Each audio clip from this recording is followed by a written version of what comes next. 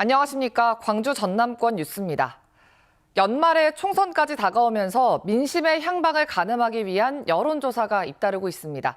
KBS도 오늘부터 군공학 문제 등 광주 전남의 주요 현안을 정리하는 여론조사 결과 보도가 예정돼 있는데요.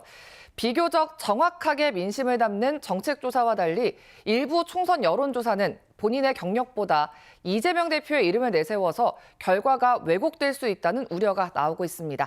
박지성 기자의 보도입니다. 더불어민주당은 총선 예비 후보자 경력에 이재명 대표를 비롯한 특정 정치인의 이름을 쓸 수 없도록 규칙을 정했습니다. 홍보 플랫폼에 기재되는 예비 후보자 대표 경력은 21대 총선과 제8회 지선 기준을 준용을 하되 특정 정치인의 성명을 표시할 수 없도록 기준에 명시를 하였습니다. 친명 중심 공천에 대한 우려를 잠재우고 과열된 이재명 마케팅을 막기 위한 조치입니다. 하지만 민주당의 텃밭인 호남에서부터 이런 원칙이 무색한 상황이 이어지고 있습니다. 예비 후보자 등록과 이후 선거운동에서 이재명 마케팅은 여전히 활발합니다. 특히 연말 여론조사가 집중되는 시기가 되자 너도 나도 이력을 수정하면서까지 이재명을 내세우고 있습니다. 예비 후보자를 대상으로 한 언론사의 여론조사는 선관위에 등록된 경력만 사용하도록 돼 있는데 이러한 규정의 맹점을 노려 경선에는 쓸 수 없는 이재명 관련 이력을 대표 경력으로 쓰고 있는 겁니다. 이 이재명 경력을 바탕으로 한 여론조사는 결과가 왜곡될 가능성이 큽니다. 전문가들은 민주당 지지세가 강한 호남에서는 이재명 이름이 포함됐다는 이유만으로 조사 방식에 따라 최고 15%포인트 정도까지 지지를 더 받을 수 있는 것으로 보고 있습니다. 특정 정치인과의 개인적인 연계가 당의 경선 구조를 왜곡시킬 수 있고 또 경쟁력이 다소 떨어지는 후보들이 유력 정치인의 후광 효과로 경쟁에서 승리하는 것 자체가 공정한 경선이라고 보기 어렵기 때문에 내년 2월 민주당 후보 결정 전까지 여론조사가 줄을 이을 것으로 예상되는 만큼 유권자들의 현명한 선택이 필요한 상황입니다. KBS 뉴스 박지성입니다. 순천에서 통합 운영 중인 한국철도공사 코레일 광주전남본부가 분리됩니다. 더불어민주당 조호섭 의원은 코레일 광주본부가 오늘 광주역에서 광주와 전남 서부권역을 맡게 된다고 밝혔습니다. 코레일 광주본부는 2020년 경영 위기를 극복하기 위해 순천으로 통합된 뒤 상황 대응과 업무 협조 등의 어려움을 호소해왔습니다. 광주시 북구가 중흥 2동과 3동을 통합한 중흥동을 출범하고 1월 2일부터 통합 신청사를 운영한다고 밝혔습니다. 중흥동 신청사는 지상 1층과 3층 규모의 주민복합시설로 인근의 중흥도서관과 다함께 돌봄센터 등이 자리 잡고 있습니다.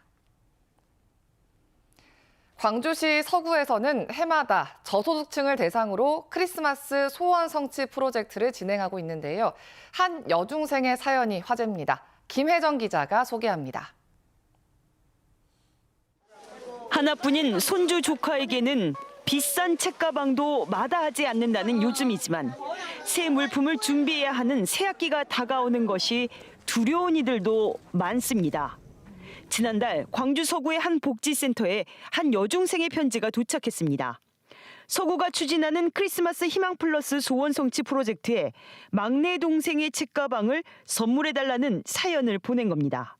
저에게는 2명의 동생이 있어요. 그중 제일 막내가 드디어 내년에 학교를 갑니다. 첫 학교 생활을 응원하는 의미로 예쁜 책가방을 선물로 주시면 감사하겠습니다. 이 편지에는 일거리가 많이 없어 어려워하시는 부모님이 막내 책가방 사기를 걱정하고 있다는 이 부모님을 향한 애틋함도 담았습니다. 아빠만 일을 해가지고 돈이 부족할 수도 있고 힘들 것 같아가지고 근데 가방은 좀 다른 거에 비해 비싸기도 하고 해서 저소득층을 대상으로 10년째 진행해온 광주 서구 소원 성취 프로젝트. 이번 크리스마스에는 120여 명의 학생들이 그토록 바랐던 선물을 받게 됐습니다. KBS 뉴스 김혜정입니다. 최중증 발달장애인을 위한 융합 돌봄 지원 사업이 삐걱대고 있습니다. 일부 서비스가 종료되거나 활동 지원사 재계약이 이루어지지 않으면서 부당 해고 논란이 잇따르고 있습니다. 곽선정 기자의 보도입니다.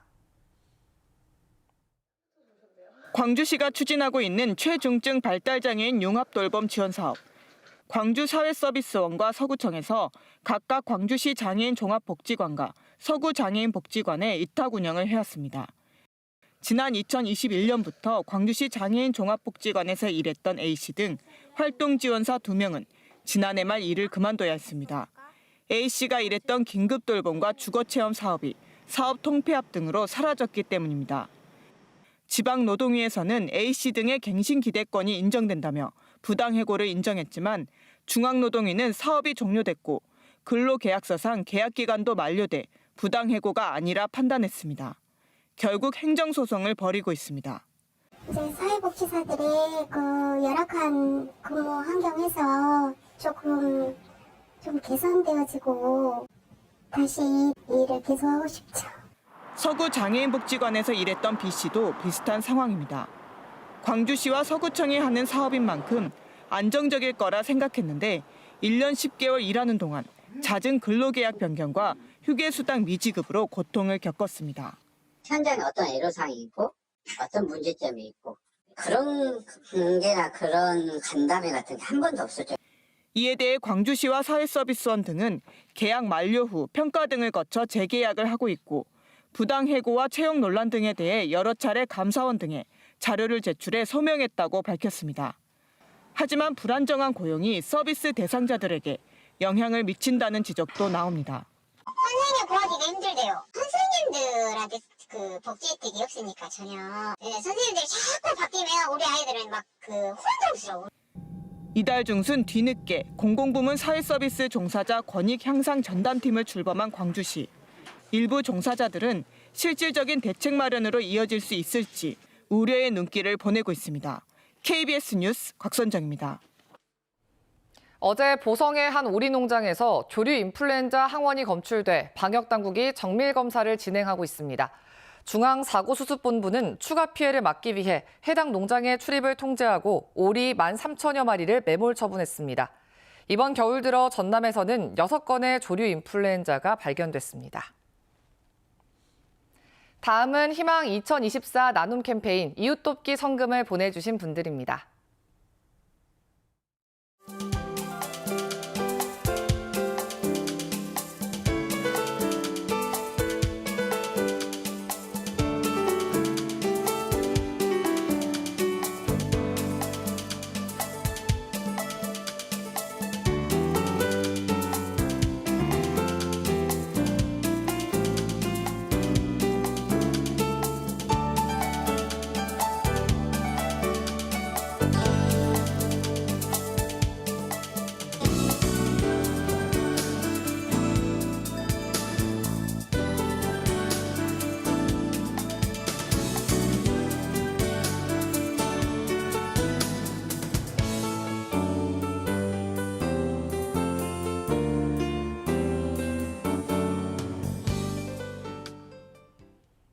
광주시가 내년도 아동급식비 단가를 기존 8,000원에서 9,000원으로 1,000원 인상했습니다. 지원 대상은 각 자치구에서 발굴한 결식이 우려되는 아동 16,000여 명입니다. 지원 대상으로 선정된 아동은 급식카드 가맹점 16,000여 곳을 이용할 수 있고 지역 아동센터나 도시락 배달 등을 통해 급식을 받을 수 있습니다. 한편 광주시는 방학 기간 결식 아동이 없도록 지난 18일부터 겨울방학 급식 지원을 시작했습니다. 광주 지역의 연구 역량을 모은 공동정책연구조직인 광주정책연구회가 출범했습니다.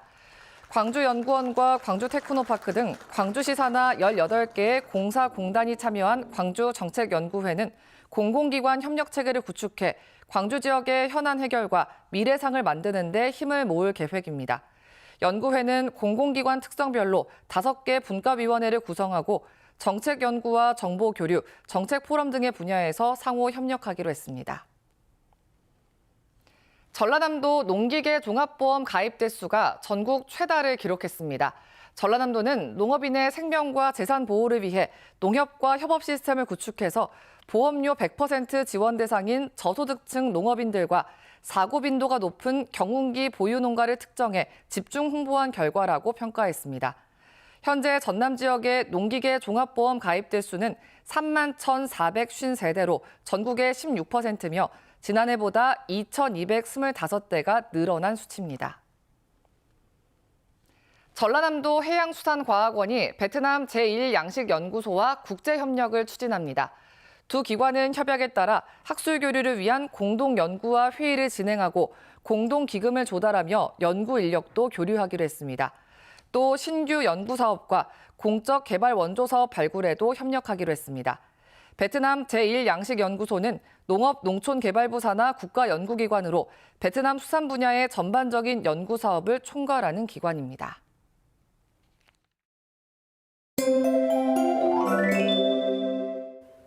오늘 일교차가 크게 벌어지겠습니다. 현재 대부분 지역에서 영하권 추위 보이고 있는데요. 오늘 아침 최저 기온 광주가 영하 0.5도, 장흥과 보성 등은 영하 6도 이하로 내려갔습니다. 다만 낮 기온은 8도 이상으로 오르며 비교적 포근하겠습니다. 오늘도 광주를 중심으로 공기가 탁하겠습니다. 기존의 미세먼지에 오늘 9개에서 추가로 초미세먼지가 유입되겠습니다. 광주는 초미세먼지 농도 나쁨 단계에 예상되니까요. 보건용 마스크 착용하셔야겠습니다. 다음 자세한 지역별 날씨입니다. 오늘 대체로 흐리고 아침 기온 어제와 비슷하거나 1도에서 6도가량 낮아 춥습니다. 낮 기온은 장성과 한평 8도까지 오르겠습니다. 여수의 낮 최고 기온 9도, 광양 11도로 어제보다 3도에서 5도가량 높겠습니다. 목포의 한낮 기온 9도, 강진과 장흥, 해남 10도로 비교적 포근하겠고요. 신안을 비롯한 도서 지역도 10도까지 오르겠습니다. 바다의 물결은 전해상에서 비교적 잔잔하겠습니다. 이번 주 내내 평년 기온의 웃도는 비교적 포근한 날씨가 이어지겠고요. 토요일부터 일요일 사이에 비 소식 나와 있습니다. 날씨였습니다. 12월 26일 뉴스광장 마칩니다. 시청해주신 여러분 고맙습니다.